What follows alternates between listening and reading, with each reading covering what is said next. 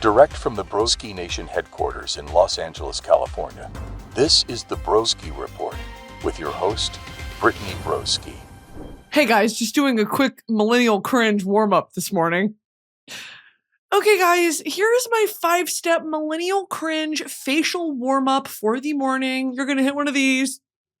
Then you're gonna hit one of these. Oh my God, they used to love that one. Where you tuck your front lip. So if you've got a front lip, where's your back lip, do you think? I can show you some back lips. Anyway, sorry. Anyway, yeah, they used to tuck their top lip up under their gums so their teeth, it looks like a rat. Yeah, I used to hit that one in middle school sometimes. I'm not even gonna lie. I used to hit that one. And I was like, God, I'm killing them. I'm killing them. And can I be honest? I get some of those millennial cringe compilations on Instagram. I watch them all the way through every time. And I am overcome with a sort of primal rage. It's like a train wreck though. Like I have to watch them. I don't really have a choice. Okay, guys, lots to cover today. Welcome back to the Broski Report, starring me, your host, Brittany Broski, occasionally Timothy Chalamet. Okay, only other person who's ever been on the show is Timothy Chalamet. So just note that. Some things really quickly. I did have a cortado this morning. Okay, now figured out what that is. That's going to be 3 shots of espresso, steamed oat milk. And if you have never smelled what heated up oat milk smells like, I wouldn't recommend it. That shit about made me gag. Okay, tastes fine. But then again, oat milk, I guess, is bad because there's palm tree oil in it. I don't know. Everything I consume is made of plastic. I'm turning into a fucking plastic carton. There's plastic in my blood. I don't know. Everything's like, have you tried the viral milk replacement? Fucking macadamia nut milk. And I'm like, oh, great. So I guess oat milk's out. So I go look up what's in macadamia nut milk plastic. Oh, perfect. So this plastic's better for me than the other plastic. Okay, thank you for clearing that up.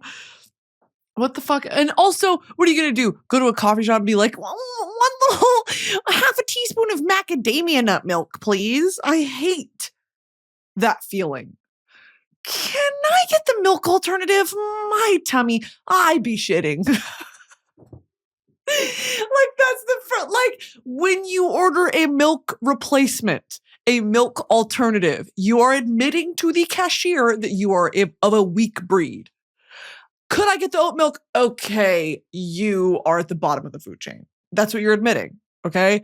My gut bubbles when I smell milk. That's what you're telling them. You're communicating that in a roundabout way. And there's something very humiliating about that. It's a humiliation ritual, okay? When I'm like, could I get the almond milk? Oh, you're a puss?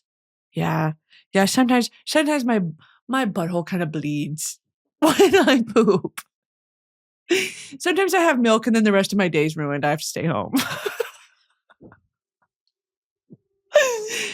Oh, not the cow milk for me. I'll actually have a fucking reaction. Yeah, I had a cortado. I guess it was okay. 3 shots of espressos, that'll do it. And I had that about 30 minutes ago. So I don't know. How long does it take coffee to kick in for real? How long does it take coffee to kick in?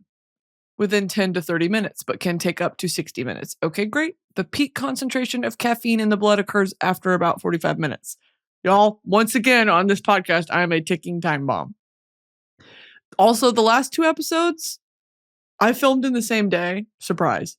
I took an edible for one of them, and then I filmed, and it kicked in halfway through, and then I filmed the second episode. So I was just iron a damn kite. And I watched it back and I was like, good Lord.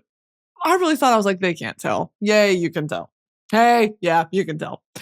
Anyway, did a cortado and now I'm working through these, okay? Red Bull sent me these for free, these watermelon fucking, and I made the mistake because I'm only human and I bleed when I have oat milk. They sent me these. It's watermelon Red Bull. Well, of course, the first time that I had ever tried this was in a sort of watermelon Red Bull vodka that I made myself that I almost puked up later. So naturally, when this sort of flavor combo hits my palate, I want to gag. And that is not Red Bull's fault. It's certainly sort of Pavlovian conditioning that I've done to myself, where now every time I taste the watermelon Red Bull, I also taste Tito's vodka. And I am a fan of both of those things individually, but not together. I would not recommend. Because on TikTok, people were like, Watermelon Red Bull vodka? It's basically like a watermelon Jolly Rancher. and I was like, candy. And me as a 27-year-old woman was like, candy in my drink. Yes. Candy. 27. Okay. Walk, don't run. Wait. Run, don't walk to try the watermelon Jolly Rancher fucking sugary drink. Sugary poo-poo in your diaper drink. Me like, okay, where can I find that? I just picked a wedgie. Okay, so update on that is I'm about 3 espresso shots and a watermelon Red Bull deep. And once again, how much caffeine is in a Red Bull? 80 milligrams per 8.4 fluid ounces. What is this? This is 8.4 fluid ounces. What, 80? That's really not a lot. That's less than a cup of coffee.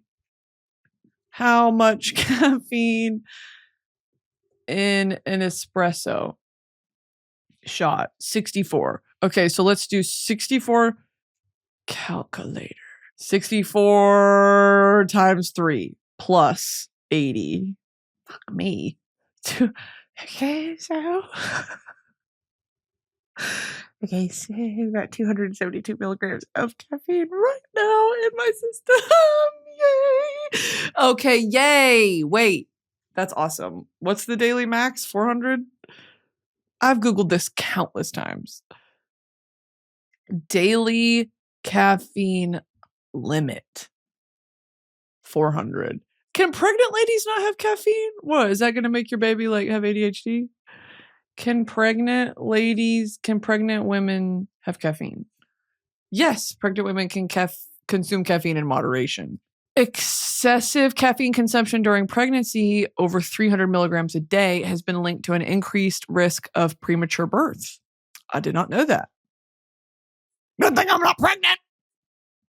Okay. What the fuck was I talking about? Okay, so those are the sort of things I wanted to get out of the way before we get into the actual meat and potatoes of the episode, because I'm about to go hog wild. I'm about to go pork and beans on this microphone. If y'all could sniff this microphone, I don't think you'd ever listen to this podcast again. Actually, it doesn't smell that bad. That was sort of just an intrusive thought of like, I've actually spit on this thing. What? I've hucked to it on this thing. Like, what the hell? So many times. It doesn't smell that bad, but like, surely no one else would want to sit here. You know what I mean? Okay. Here's some housekeeping. Very, very quickly. Of course, the last 2 episodes were pre-Trump inauguration. Hey, I didn't realize how bad it was going to get. Okay. But a message to the general populace, especially during Black History Month, is that he does not have as much power as he would like us to believe. There are still laws and regulations in this country to keep him in check. Of course, he's sort of blasting through these executive orders, but ultimately, there are 3 branches of government to keep that power in check. So I know it's a hard sort of piece of advice to be like, trust in the powers that be, because of course, they're not really looking out for her best interest. And that's just sort of well known. But at the same time, all these fucking, constitutionalists and all these like freedom is the biggest. Okay. Just, we have to have faith that like he will not win is what I'm trying to say. You know what I mean? So my message is have faith and keep the hope, and we move forward. And that's honestly a segue point into something I want to talk about later, which is books, because I have book recommendations. But we'll move on from fuck Donald Trump to happier news. Congratulations to Beyonce, Giselle, Knowles Carter for winning the Grammy for Album of the Year. After 4 snubs, she has been nominated 4 times for Album of the Year. 4 years snubbed. Lemonade did not win Album of the year that it was nominated. I digress. Cowboy Carter had one. Okay? Now, the cultural significance of Cowboy Carter, I'm not the one to actually speak on it. You know what I mean? Well, actually, I have. Go watch the Cowboy Carter episode because I spoke on it. This is so, like, you want to talk about deserving. You want to talk about the most, like, heavily awarded Grammy-winning artist of all time. Thank you, Beyonce. Okay? And there's really nothing else to say. How about the look of shock on her face? I love her so much. I love her so much. And the tour was announced. Okay. Yeah. Yeah, let me see if I can go. Yeah, I'm going. Yeah, I'm probably going to hit 2 or 3 dates. Okay. What the fuck? Okay, 2 more things really quick that are just completely unrelated.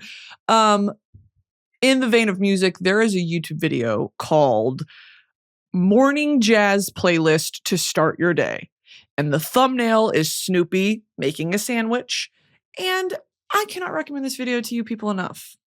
This video provides me a sense of calm and peace in the morning that I just cannot. I'm on this wave now where I'm trying not to listen to music with words in it. I'm trying not to listen to too much music with words in it. Okay, I'm doing a lot of classical.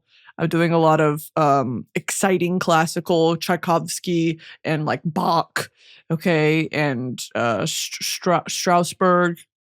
And I'm also doing a lot of bossa nova. Then I do some of this, like smooth jazz for cooking or morning jazz to get your day started. And I'll do my little ballet stretches because here's another thing that I've discovered. Because I haven't talked to y'all in a while. I've been gone. I was in Paris and now I'm back. I'm stateside. There is a plethora of YouTube videos on YouTube that I just get recommended on my homepage. But essentially it's morning warm-up bar. Because you know how ballerinas will warm up at the bar, that little bar, doing the little plies and stretching and whatever and warming up their ankles and whatever. They put those for the Royal Ballet School in London and I think 2 other ballet schools. Sometimes they'll put the full hour-long warm-up on YouTube. Of course, I don't really know what they're doing, so I can't follow along, but it's a good sort of motivator. Well, I'll put that on while I'm in bed, still waking up in the morning, and I'm like, okay, let's do it. Get up. Let's stretch. You know what I mean? So I'll do that. And they always play classical, like piano in the background to warm up to, like exciting piano. And it's good. It's good for me, I think. Because here's my one qualm I've had with Bar Method. I love Bar Method. But they play like fucking if I love that sort of shit. Like I don't want to hear Bad Habits by Ed Sheeran dubstep remix while I'm trying to work out. I don't want to hear that. Bar Method also is very ballet inspired. Like you do have to fucking work out on the bar. I love Florence and the Machine, but I don't want to hear Dog Days Are Over Radio Z remix. You know what I mean? No, what's that? They play that one song. Say my name. They play that song and I said, because I love Florence and the Machine. But I don't want to hear Florence Welch at 8 a.m. when I'm like, oh, fuck. Okay, I have to be tapped the fuck in to listen to Florence and the Machine. Okay, anyway, I digress. Yeah, I wish they played more classical music, which I'm not going to sort of fall on that sword. I'm not going to go up to the instructor and be like, hey, love what you're doing up there. A bit more Tchaikovsky would be nice. Thanks. I'm not going to do that. Also, I'm not going to say I'm the youngest woman in my Bar Method class, but I look around a lot and I'm like, all these women are 40 and 50. Like older than me, doing it easier than I am. I'm huffing and puffing in the corner. Oh, fuck. Oh, my sciatica. They're in the corner with their leg wrapped around their neck and they're doing this and they're in a full split. And I'm like, oh my God. But it's possible you can get there. And I would get there faster if they could play Tchaikovsky while I'm trying to do my shit. While I'm trying to freak my shit on the bar, okay? While I'm busting my shit open on the bar. Just play Tchaikovsky. Okay, anyway. Yeah, I just think it's good for me. I think that type of music's good for me. It calms me. Because I'm pretty high strung these days. I'm pretty high strung. I can't really get my shit under control. The first order of business for real that I like to bring to y'all's plate is I need a man with a mustache to worship the ground I walk on. Let me indulge you. I saw this TikTok, okay? And then I saw a YouTube short of the same sort of digital creator. And he was British. And he looked like Tom Selleck. And he was doing like a running video, but it was like a meme. Can I say like one more time? I'm about to piss myself off. Caffeine's about to kick in. I'm going to watch this back and say, I need to go to a speech therapist. Like? But here's the thing too, is like, okay. It's so ingrained in our vernacular. I can't stop saying it. It's a crutch word. It's how I communicate. And now I'm hyper aware of it. And I'm going to struggle for the rest of this episode to not say like every fourth word. Shit. It's like when you become aware that you're saying, shut up. Okay. What was I going to talk about? Oh yeah, this dude, I don't even know his name, but I saw him and I got pissed off because I was like, I was doing so good. I'll come on this fucking podcast and speak into this very microphone that I'm speaking into right now and be like, men are the bane of society. The world would be better without fucking men. And then I see one video of a man with a mustache and I say, oh, fuck. Oh, God. Oh, Jesus. Men to me are like mythical creatures. I do not interact with them in the wild. I leave them be. I don't really want to hear from them, but I will admire their beauty from afar. Okay, I see a young gentleman with a sort of really nice upper body build, beautiful hairline, great mustache. I'm looking. I'm staring from across. I'm across the street and I'm staring at you like this. POV, you're a man with a mustache. I'm across the street. Okay, we lock eyes. And I'm doing the Miley Cyrus stare with blue eyes. And then a bus passes in front of us. And then when the bus passes, I'm gone. That's how I feel towards men these days. I'm like, and then the bus passes and then I'm gone. And then he's like, what the fuck? And then he looks behind him. I'm behind him. But I never say anything. I'm moaning Myrtle. I'm like floating around him in a circle. I'm Nosferatu. You will bounce on it. That audio is the funniest thing I've ever heard. Shout out to whoever made that. Shout out to the creator who made the POV Nosferatu saying, you will bounce on it. Okay. So just wanted to get that out of the way. As I saw a TikTok this morning that about brought me to my knees. I need a man with a mustache. Bad, but not that bad. Not that bad. I'm not willing to do anything for it or risk anything for it. If it happens, it happens. Okay. And I can admire beauty when I see it, but I don't need to own it. I don't need to be in a situationship with it and have it lead me on and leave me. You know what I mean? Okay. Moving on to what I really, really want to talk about. Now, here's the mother tucking meat and potatoes of the episode that I really wanted to get into. Book club, book club, book club. Okay, this is the book club episode where I didn't tell you what books to prepare for. So if you've read them, great. If you haven't, you should. That's sort of what the Broski Nation book club is it could be any book in existence. And you come to book club and I'm like, you did the assigned reading, right? And you're like, what assigned reading? And I'm like, that just docked you pay. That just docked you pay and food. Your rations were just slashed in half because you didn't read Sherlock Holmes. And did I ever tell you to read Sherlock Holmes? No, but you should just know to. Because I'm consistently sending out telepathic messages to all of Broski Nation. Okay? If you feel a brain zap one day, that's me trying to get in there. That's me trying to get up in there. And you're resisting. And for that, I'm cutting your pay. If you hear, my right temple is pulsing, that's me being like, Sherlock Holmes, you will bounce on it. And that's y'all resisting. Okay. That's me. If you see me appear to you in a dream, that's for real. I've taken on my final form, which is Nosferatu. This episode is sponsored by SeatGeek. It's a new year and I'm hellbent on leaving my house more, which I really don't do. So enter today's sponsor, SeatGeek.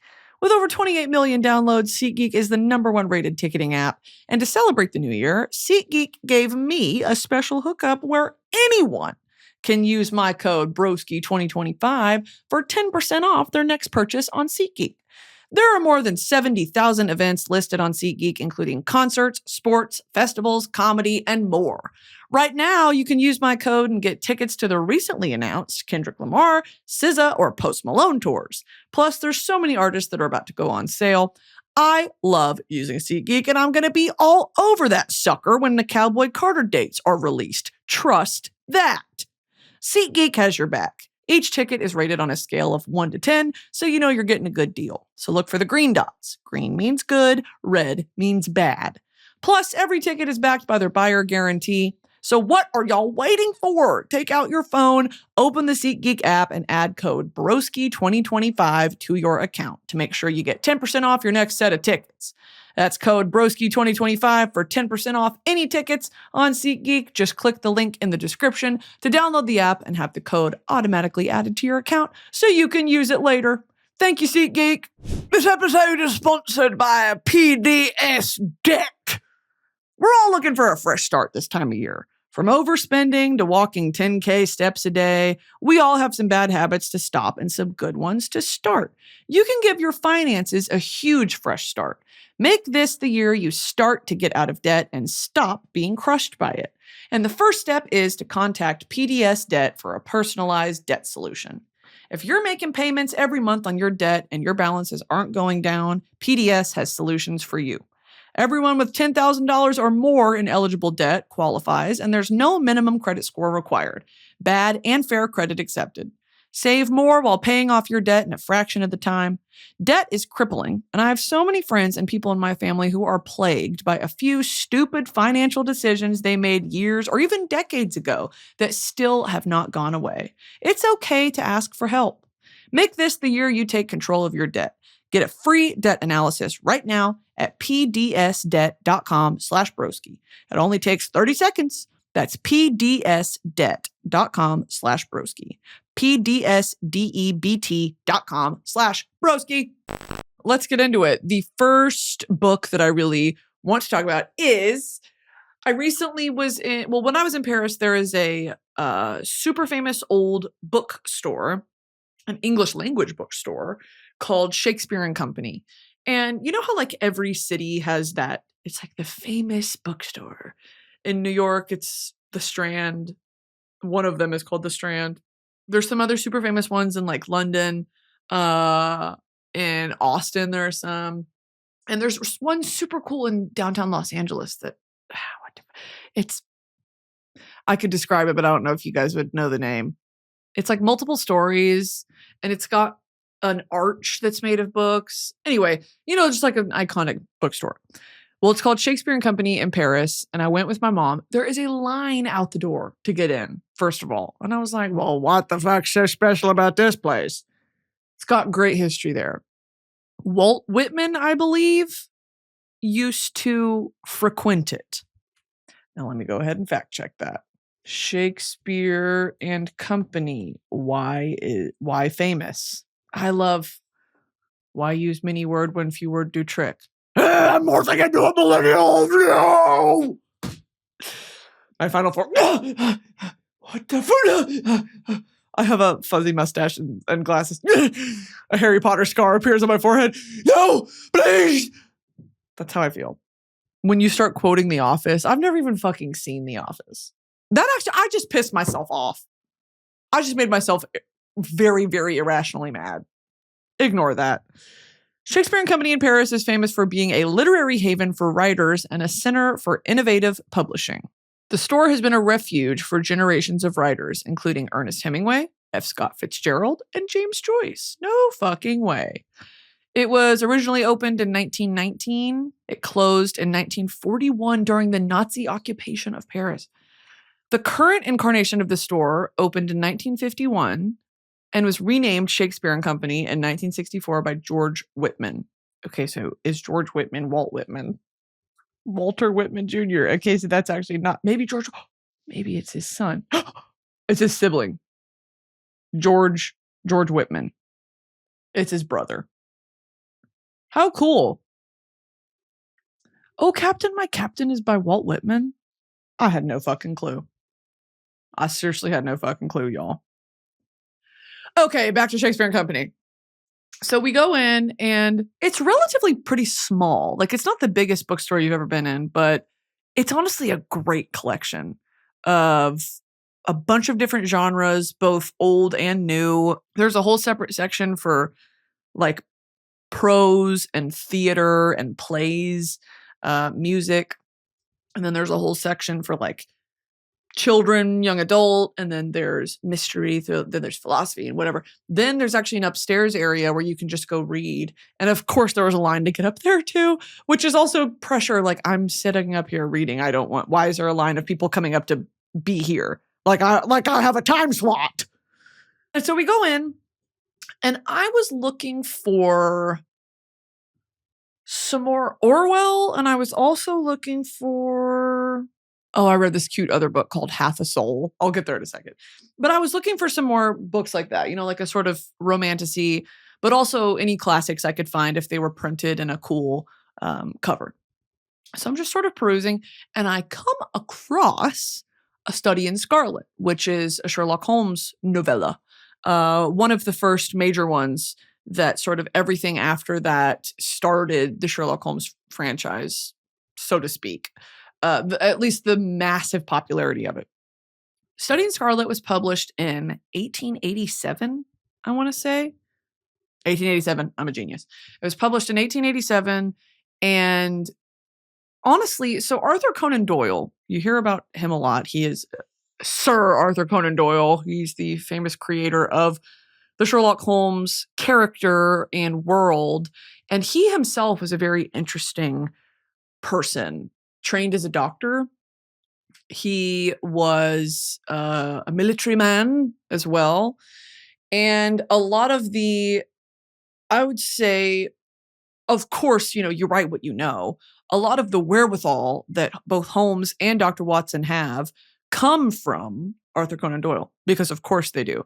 And the actual character of Sherlock Holmes and all of his eccentricities was based on an old professor that Arthur Conan Doyle had when he was in school. Just this sort of batty old professor who could make incredible conclusions or deductions from the smallest of details. And that's sort of the whole idea of what Sherlock Holmes is. If you've never read any of his stories, if you've never seen the show or any of the movies, if you just know him as, the silly character with a pipe and the little hat, it is so worth the read.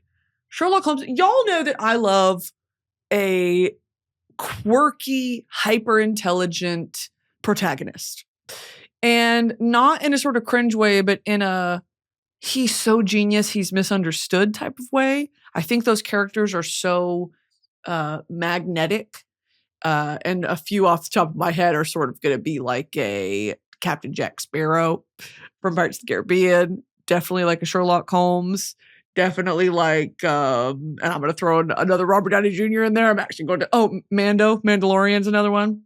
These characters that just like seem to have all the answers. And even if they don't, they fake like they do, and then they figure it out. And they do that using the information available to them. Like at any given time, you're capable of, it's just, okay, you get what I'm trying to say. So Arthur Conan Doyle creating Sherlock Holmes was a sort of passing, it was a short story at first that he published in either a newspaper or a magazine. People fucking loved it. He was a man of many different disciplines. I mean, he lived many lives in the 60, 70 years that he lived. And just through all those different fields of study or interest, like chemistry, like medicine, like language, like travel, he was all of these things. He was very well traveled, had a good grasp of understanding on the world. Later in his life, however, he had a very intense interest in spiritualism, which honestly, the more that I was reading about Arthur Conan Doyle, I was like, that makes so much sense, because there is this sort of mysticism to Holmes where he is of course, a realist. And he's very tapped into human nature despite being so unhuman himself. He doesn't give in to the temptations or even have the urges of like a romantic relationship or any desires that the normal person would have of like greed, envy, this, that, but his mind rebels at the idea of what a Victorian English society is, and he was able to look at it with a critical eye, while at the same time, because no human is truly black or white, it's very nuanced. He's able to look at society with a very critical eye, and in fact, give more credibility to the lower classes than the upper classes, because the lower classes, he had a sense of shared sense of identity with them, I guess, where, he was well-to-do because he was a detective, a private consulting detective, that he made a livable wage, of course. But yeah, I mean, I think he finds that there's a raw honesty and a respectable sort of struggle within the lower class that he was much more willing to take on those cases, of course, with a shared interest in the upper nobility cases as well, because those are fucking tea. And across the board, human nature is the same. And those are sort of the conclusions that he's able to come to. It doesn't matter if you're rich, if you're poor, whatever. Human nature is human nature. Conan Doyle's interest in spiritualism, while at the same time the natural sciences, whatever, make for a very interesting character because those two things are opposed. And the beautiful thing about Sherlock Holmes and the way that these stories are told is that it differs from the sort of contemporary detective novel of the time, which, by the way, most were written by women. Love. But there are two sort of distinctive ways of writing a detective novel. And there was the sort of archetype that a lot of these women followed. And then there was Arthur Conan Doyle's, which was told through the lens of Sherlock Holmes's counterpart, Dr. John Watson. And they come to know each other through a sort of seeking a roommate arrangement where they actually move in together. They meet each other and get along quite well, move in. And Dr. Watson, who is an Afghan war veteran, used to be a doctor in the military, becomes taken with Holmes. He is a mystery to him. He's intrigued by Sherlock Holmes, his comings and goings. He starts studying him almost as a sort of patient. And all the while, he's recording the escapades that Holmes goes on, the cases that are brought to him, how he reasons through them using purely logic and observation. And Holmes's whole philosophy is you see, but you do not observe. And one of the examples that he gives in, I think it's Scandal in Bohemia, he says, how many times have you walked up the staircase here at this apartment? And Watson's like, oh, hundreds of times. I mean, I lived here for, however long. And Holmes goes, how many steps are on the staircase? And Watson's like, I don't fucking know. I didn't count. And he goes, oh, yes, exactly. That's it. You see, but you do not observe. A lot of the time, what Holmes's process is you take in I'm addicted to Sherlock Holmes. I have a tattoo about it. You take in the details of someone. From the details of markings on someone's skin, the state of their shoes, of the knees of their trousers for a man, or the gloves of a woman, things like this, ink stains, anything like this can really give you insight into who is this person? What do they do? I've just met them. They're a stranger to me, but off the bat, give me 5 minutes of observation and I can tell you most likely their occupation, what troubles them, and as they're describing the predicament they're in, context clues of what they have on or the particular ways in which they're behaving can lend itself to you helping figure it out. You know what I mean? It's as much a game of criminal investigation as it is just deducing human nature and how we lie. We think we're really sneaky when we lie. We're not. If to the trained eye, when someone is lying, and there's telltale signs. So he incorporates all of these things and he reveals his method at the end. So here's an example as well. I was like, oh, I love him so much. Dr. Watson and Holmes are no longer roommates. Watson moves out. He gets married. He comes back to visit Holmes. And Holmes is, a tweaker, like always. He's on coke or he's doing this. He was addicted to opium. He's whatever. And I've come across the most incredible discovery. Just like super, I love a character like that. He's not really there with you, but at the same time, he's very there. And Watson walks up the stairs. They haven't seen each other in a few months. And the first thing Holmes says is, "You've gained weight, 7.5 pounds. And I see you're back in practice. And, something, and you've been experimenting with something." And Watson goes, "How the fuck did you know that?" "Oh, and he said, you've been out in the country. It's been wet recently. Where did you go?" And Watson's like, what the fuck? He had a top hat on that had a bulge in it at the top, a slight smell of, I forget the exact term they use, but it's essentially like a cleansing agent, like a chloroform or like a formaldehyde type of smell that was used a lot back then in laboratories. And Holmes goes, "I see what could only be a stethoscope hidden secretly in your top hat, protruding and making a weird mark. You smell like whatever this chemical was that is used in medical offices. Your shoes have some scoring on them from where it looks like your housemaid tried to scrape off mud, but she's not skilled, and so she scraped your shoes. There's still mud left on them. On top of that, something like one of your hands is more swollen than the other." It's all these different things where he's like, it's very easy, really, if you know what to look for. And of course, he has an existing relationship with Watson where he knows he's been a doctor, he just got married, all these things. So it's using logic as well as deductive clues. Like, he's married. Of course, he's probably put on some weight because when you're in a happy relationship, you probably gain weight. He's moved out, so he's no longer assisting Holmes in his investigations and getting some of that money. So he's supporting himself somehow. It must be through the medical profession because that's what he is. He's a doctor. And so, it's all these things where it all just comes together. But when he delivers that, "I say you've gained weight and you're back in practice again." And I say there's some where he's like, it's just psychotic. He's like, "And the carriage that got here, the carriage that brought them here, the front left horse had a lame leg." And shit like that. And he sees it all from just the carriage wheel markings in the mud and how the horse was standing and holding his leg, just shit like that, where I'm like, okay, girl, it's fantastical because it's a book and it's fun to read. I don't know how realistic that is, but it definitely makes for a fun story. Anyway, I finished studying Scarlet, and there is a whole collection of Sherlock Holmes novels.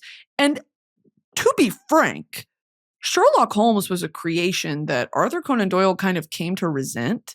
Sherlock Holmes kept the lights on for him, but he did not really enjoy returning to Holmes. He tried to kill him off. I mean, this isn't a spoiler because this book is about 200 years old almost.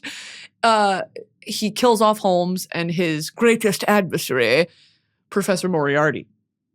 But then later, at the request of, I think, one of the publication houses, or just the fan base, I guess, revived him and started writing some form of prequel books to his death, like some additional stories, like right before he died and things like that. And it's definitely interesting to think what an incredible character that he created, inspired by someone he knew in his real life and elements of himself. What an incredibly interesting thing.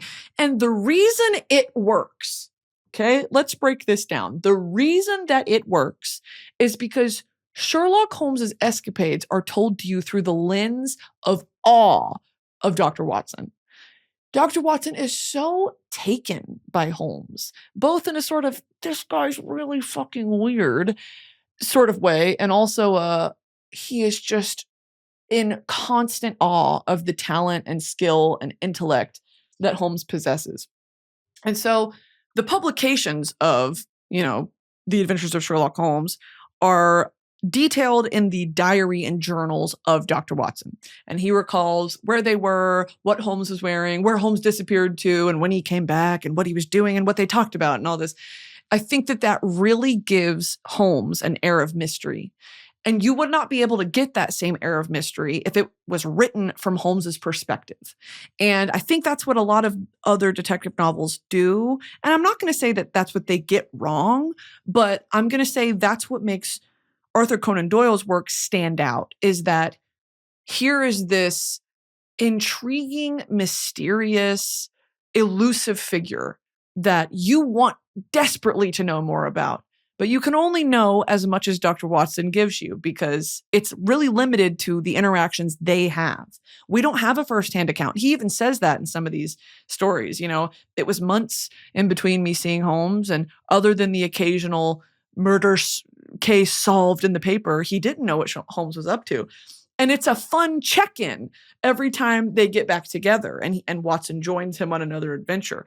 Is what's he into now? What's he been studying lately? What's new? How have world crises changed it? You know, if he writes in any of the wars or whatever. So it's just I am loving it. Okay? I love Sherlock Holmes. This episode is sponsored by ZocDoc. Why is it that when we need a new doctor, our first instinct is to post in that group chat, anybody know a good PCP or OBGYN? I'm guilty of doing it. But I always end up finding out that the recommendation is not in-network or the office is too far from my house. Enter ZocDoc.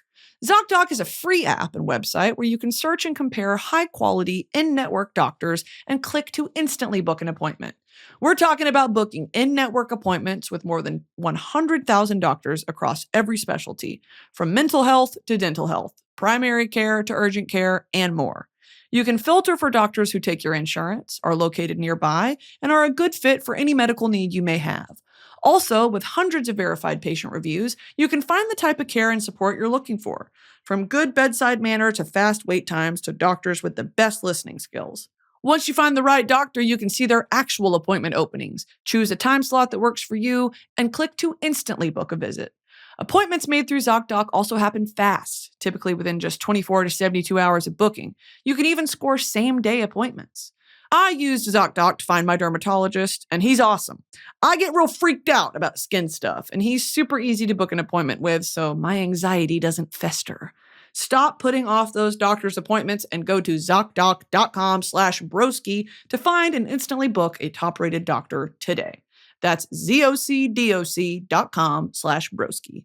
ZocDoc.com/broski. And this was another, because I read like an introduction to one of these books. One of the people who wrote the introduction said something to the effect of, it is quite often the works that took minimal effort, almost a lazy sort of effort, versus the works that you pour your heart and soul into. The relationship that those two variables have to commercial success, it is astounding how the least amount of effort you put in, those are what do well. And that really struck a chord with me because I remember during 2020 or even 2019, like when TikTok had just happened, and I was just posting shitty little stupid videos and people were loving them, I would sit down and be like, okay, I'm going to take this shit serious. Right after I got fired, I got my first brand deal. I was like, okay, here we go. I'm locking in. I would write out skits, or I would find one of those stupid AR filters and write an entire skit around it. I would write bullet points down, multiple different alternate takes of the whatever, and I would film it and edit it and upload it. And that wouldn't do as well as me being on the toilet being like, I'm shitting my fucking brains out. And then me burping. Like those would do millions. And then me doing an actual skit, you know. And that's not to say that some of the skits didn't do well as well, but it was just this. I remember being so frustrated. Or even tweets. Like I would tweet and be like something really stupid and that would go viral. And then I'd actually sit down and think of a punchline and my comedian friends would be like, this is so funny. And then the general public would be like, not loving this one. And I remember being like, am I just an idiot? Am I not that funny? But no, it's something to be said about, I think when you reach the most people, and unfortunately, as we know, the sort of general voting populace is quite stupid. I think it's that. I think Arthur Conan Doyle wanted to make these hyper intellectual novels about shit no one cared about. No one gives a fuck. But it was important to him. And so he wrote that shit for himself and probably for other academics in his community who were interested in spiritualism and whatever. No one gives a fuck, okay? He wrote Sherlock Holmes as a sort of, yeah, I give this to whatever. And then it had immense success. And he was almost pissed off that that's what struck the fancy of the public and not this actual work that he cared about. And I would say by and large, most artists have that experience where it's like, really? This is what y'all are liking? That's my least favorite thing I've ever made. But this kept this kept Arthur Conan Doyle's lights on. It paid him very well. He lived a very comfortable life. So yeah, I don't know. It's a very interesting thing. So I bought Study in Scarlet, finished it in 2-3 days. Love. And I think also, I mean, the older you get, you never stop meeting yourself. You never stop meeting yourself and finding out things about you and who you are and what you like. And I've always had a flair for maximalism. If you can't tell, I love just like almost annoying, superfluous, ostentatious maximalism. Gilded ceilings, suede velvet walls with paintings everywhere and wainscoting and this and that. Like, that's the sort of interior that I like. I like art that's maximalist and impressionist and hyper realist and this and that. Books and prose like this, as it tells a story, because there's two different sides of it, right? I always think Arthur Conan Doyle or a compelling adventure novel from the 19th century is different in terms of like being verbose than like 20,000 Leagues Under the Sea. If y'all ever had to read that book in school, oh my fucking God, who gives a shit? 20,000 Leagues Under the Sea, I'm talking like 75 pages straight of describing kelp. It was so verbose, it like pissed me off. So there's a balance, right, of maximalism and of using the English language as a form of an artistic medium. The way that an artist paints onto a canvas to create something that is artistic and beautiful, an author uses the English language or whatever language to do the same in literature. And it really takes an artist to craft a story in a way that is compelling, makes me want to read it to the very end, and incorporates just, honestly, really great language. Because you can read as many romantic novels as you want, but I don't know if that's improving your brain, if that's, creating neural pathways in your brain. I read books like this and I finish it and I'm like, that was compelling. It kept my attention and I learned something along the way. I keep my phone nearby as I'm reading these because I've got that dictionary app open. I am dictionary apping it. I'm probably the number one user of the dictionary app. Like, I think that as time progresses, and of course, Arthur Conan Doyle was an English author, the sort of choices that an English author uses to write a story versus what an American author uses, of course, they're distinct. They're not that different, but it's noticeable for me. It makes me glad that I have at least a sort of contextual understanding of how they spoke, because otherwise, if I was just reading this like raw dogging Sherlock Holmes and I wasn't familiar with British culture or especially Victorian culture, I'd be like, why do they talk like that? Like, it does not make sense.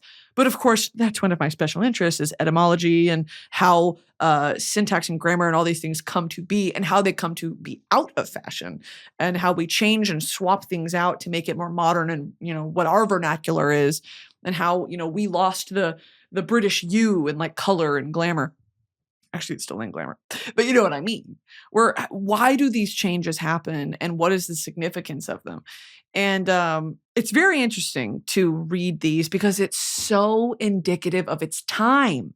And I love that. I want to feel like I am existing in the world that Holmes is in.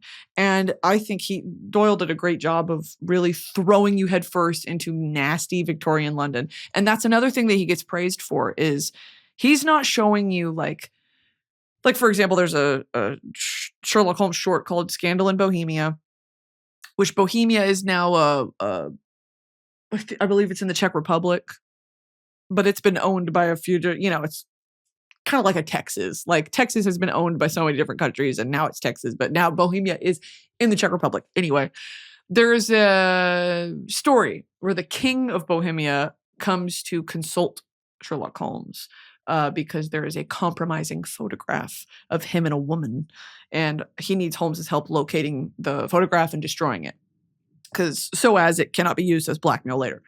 It shows the scandal of the upper, nobility and things like that, where these matters must be handled privately, you see.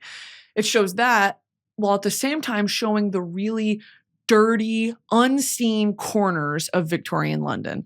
Like I mentioned earlier, sort of like the opium crisis that was happening and other sort of just taboo things. They talk about brothels and some known streets where madames are and the sort of underbelly of London, of industrial London that is not, it's not a shining example of what the British Empire wanted to be known for, and I think that it's an important choice that Doyle made to be like, this is what I want to talk about. And it's shocking and it's real. And although these stories are set, they're fictitious stories, they're in a very real circumstance, in a very real narrative context. So I appreciate that because, yeah, I don't want to hear about how fucking great the British Empire is. I want to know about how it sucked and the forgotten corners of it. Another thing I was going to say about Holmes is he's so incredibly beautifully critical of Victorian society and, how people compose themselves and behave, while at the same time being a loyalist to the king. Very complex, very nuanced, very, you want to love Holmes and all of his eccentricities, but that's one I can't really get behind. And it's at odds with everything about Holmes. He's always, I don't know, just to be for father and country is just a crazy choice, which makes me think, was Arthur Conan Doyle a monarchical loyalist? Who's to say? Okay, anyway, here are some other just book-related things that I kind of wanted to get into. Another thing I learned from Sherlock Holmes, again, just like mentally living in this Victorian time, women who have been married would sign their name like this. So let's say, who the fuck am I marrying? Sort of like a Cillian Murphy type situation, okay? So this would be how I would type my name if I was recently married in Victorian London. If you guys care. If I was recently married to Cillian Murphy in Victorian London, okay? Brittany Murphy, nay, Broski. Okay? That is how it keeps your maiden name so it's not confusing. Now, listen to this. Then I started to wonder, did this come from, because nay means born, which honestly makes sense because in Spanish it's nací, like I was born here, or I was born this name, I was born whatever, nací. This is, to me, when I hear nay, I think of someone being like, spoiled, nay, rotten. You know what I mean? Where it's like, you have a word and then you've thought of a better word, or you've thought of a contradicting word and you say, nay, this. But it's not, because that's spelled N-A-Y. So I don't know why I brought that up, because I thought they'd be related and they're not. Okay? So that's a cute little fun fact for you guys. Okay, here are two other books that I want to talk about very quickly. I finished this book that was just a cute little recommendation from TikTok called Half a Soul. Oh my God. Y'all, 5 stars. 5 stars. It's a standalone book. This book is a Regency fairy tale. Hey, I'm locked the fuck in. Regency era my penis just got hard. My dick just got hard because the wire just hit. You know what I'm saying? This book was so fucking cute. It was so well written. It is about Regency era London, where this family lives in the countryside and they're brought to London for, what's that called? For the season and the time. It's very Bridgerton coded, okay? It uses all the same terms, all the same sort of social expectations and faux pas, whatever. It kept my attention the whole time. It is not enemies to lovers, but I would say it's a sort of strangers to lovers, strangers to friends, to close confidant to lovers. And it's just a very simple, well-written story. The magic is easy to understand. They play with different realms without it being too overwhelming. The love story is so cute. It's not smutty. It's just a cute little story. And I was like, oh my God, I wish these characters would continue into a second and third book, and they don't. But this author, let me look up her name. This author does a series called Regency Fairy Tales. And so there's Olivia Atwater. So there's other stories, but they don't have my beloved characters who are named Dora and Elias, Lord Saucier, Elias. Anyway, this book, I cannot recommend it enough. If you're looking for just a short little palate cleansing read, loved this. Loved it. I also read, let's talk about this for a second, okay? I will not be reading Onyx Storm. And let me tell you why. Not a big fan of Rebecca Yarros as a person. Some of her politics are kind of concerning to me. And then I have heard nothing but negative reviews about Onyx Storm. They're saying that this feels like they're calling it the 9th Star Wars movie. They're saying it's very bad, very bad. And I was like, I don't want to spend $30 fucking on a hardback copy of Onyx Storm just for it to piss me off. People are saying that it is no more storyline than Iron Flame, which is about to piss me off because Iron Flame was bad. It felt like she wrote herself into a wall when it came to the magic system. I don't know how your magic system works because you don't know how your magic system works. How am I supposed to follow along with you? What the fuck is a ward? What is a ward? And then the dragons are mad at each other, and then they're mad at each other, and then they're fucking, and then they're horny, and then but they won't fuck. And then I also saw some spoilers, because who gives a fuck, that she writes it in like a Gen Z vernacular. It's like that part. That's not how I expected my Monday to go. Like that type of shit where I'm like, I don't want to. This is a romantasy. Put me in that world. I'm trying to escape from my world. I don't want to read TikTok language in my fucking book. For that reason, it doesn't expand upon the narrative that the cliffhanger left us on in Iron Flame. It's more miscommunication trope, which is my worst. It is my least favorite thing you could ever put in a book. Is 2 characters willfully misunderstanding each other with no conflict resolution skills. That's going to piss me off. I don't even know if I think I was seeing some notes about it being smutty, but it's like almost forced. Like it felt, I'm not interested. And that is such a shame because I really enjoyed Fourth Wing. I think it set up a beautiful world and a cool place for the story to go. There was some unnecessary tragedy in Iron Flame, Onyx Storm. I'm not interested. And it's so thick. And so I'm seeing these people finish the book and be like, what the fuck happened?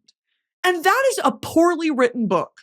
If you're at the end of the book, like, what the fuck did I just read? That's bad. And then I saw another stat the other day that was like, Onyx Storm is the fastest selling book in the last 20 years. And I was like, What a fucking joke. So I'm not really interested. If y'all are, what's her onyx storm? Not reading it. I don't really give a shit. Okay, some other things really, really quick. I went to Fashion Week. What the fuck? Who let me into Fashion Week? I went with Patu. The most fun you could ever think of. Went with Patu. They dressed me and my mom. So sweet. We had a blast. It's also, can I just say, like as a child of Tumblr, where I've been exposed to like Jean-Paul Gaultier, Runway 2003, fucking all that shit since Tumblr, and thinking this feels like a different world. I will never be in this world, especially as a bigger person. It is psychotic to now be like, I'm sitting front row at some of these shows. Patu is, I love Patu. I felt like a bad bitch in that outfit. And it's so playful and fun, and it plays with shapes and textures, and Zooey Deschanel was there, and Mindy Kaling, and it's just cool. It was very, very cool. And I'm just shocked that like I'm in that conversation, you know what I mean? I'm so grateful. I had such a fucking blast.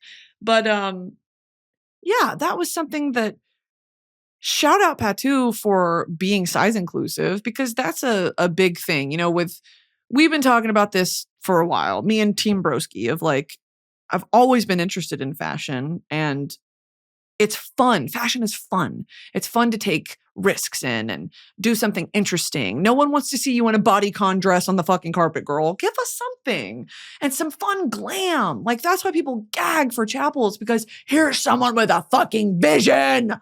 Here's someone with a vision. Please, God. So I think it's fun, you know, like when I do a carpet, when I did the Wicked carpet or Gladiator or any of the Star Wars carpets I've been to, play with that. Don't make it a costume, but play with it as a sort of visual inspiration. And me and my stylist, Kat Topoldos, we fucking eat. It is fun. And I'm not really worried about being like the most glamorous on the carpet. I want to be the most interesting, like, but with a very polished taste level. That's where I'm coming from. Growing up and trying to find brands that, first of all, even give a shit about big fat bitches like me, it's like I can't understand for the life of me why it's so fucking hard. Just make it a little bigger. It's because some of these companies have a complex about dressing fat bodies, and they need to get over it. It's really nasty. So shout out to Patu, because they have a pretty size inclusive range. I was shocked that it fit me, and I was like, this is great. So I think more of these designer houses need to, oh my God, Gaultier actually did they had a bigger girl in their runway show. And I was like, thank fuck. My God. It's just awesome. It's awesome to see, because, and I don't want to say this in a way that pits bodies against each other. That's not what I mean by this. But what I mean to say is sometimes a garment can be sold better if it's on a curvy body. I believe it. You know what I mean? It's all the sensual essence of a woman in couture like that, or in a gown or a garment that just, there's something about a fuller body that shows it off. You know what I mean? Like the beautiful shapes and textures. And I think that for whatever reason, we're back in this like Kate Moss, Coke head runway model era where it's all about getting thin, get skinny, get skinny, get skinny. And I don't know if that's, you know, like we're just really not in a mental headspace right now as a country to bring that back when, you know, it's just overwhelming and exhausting all the time. Eggs are about to be $15 a carton, and gas is going to be $150 to fill up your fucking tank. And it's just like, and we're having an ED crisis on top of that. Give me a fucking break. So I don't know. The one good thing I will say about whatever the fuck is about to happen politically and in the country is hopefully recession pop is back. Bring back recession pop. We need to get back into the club. I've been seeing a lot of sort of, you know, we're all in agreement here. that when shit like this happens, there needs to be an outlet of joy. There needs to be an outpouring of love in a community and celebrating life with people that give a shit about you. And then we tackle the problems of tomorrow together. You know what I mean? Like, it goes hand in hand. It can't just all be doom scrolling and fucking, this country's all the time. Like, find pockets of joy for yourself. So I will leave you with that. And I want to say the song of the week is, one second. Okay, I've got 2 songs of the week. One of them is CAFé CON RON, por by Bonnie. And the other one is Arm's Length by Sam Fender. Those are my 2 songs of the week. Sam Fender going on tour. Ooh, ooh, ooh, ooh, ooh, ooh, ooh, ooh.